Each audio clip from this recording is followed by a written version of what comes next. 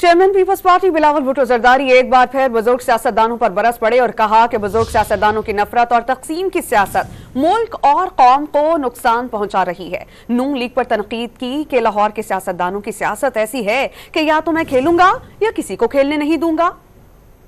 ہمارے جو بزرگ سیاستدان ہیں ان کی یہ جو نفرت کی سیاست ہے، یہ جو تقسیم کی سیاست ہے، یہ میرے عوام کو نقصان پہنچا رہی ہے۔ وہ سیاسی مخالفت نہیں، وہ ذاتی دشمنی پہ اتر آئے ہیں جو ہمارے لاہور کی سیاستدان ہیں۔ ان کا سیاست کوئی ایسا ہے کہ یا میں کھیلوں گا یا میں کسی کو نہیں کھیلنے دوں گا۔ آپ نے پی ٹی آئی کا بھی اصل چہرہ دیکھ لیا ہے، آپ نے اب مہنگائی لیگ کا بھی اصل چہرہ دیکھ لیا ہے، وہ شہر تو بلی نکل لیا ہے۔ آج میں آپ سے ایک ہی موقع مانگتا ہوں اور میں آپ کو دکھاؤں گا کہ کس طریقے سے انشاءاللہ تعالی ہم پاکستان کا قسمت بدل دیں گے۔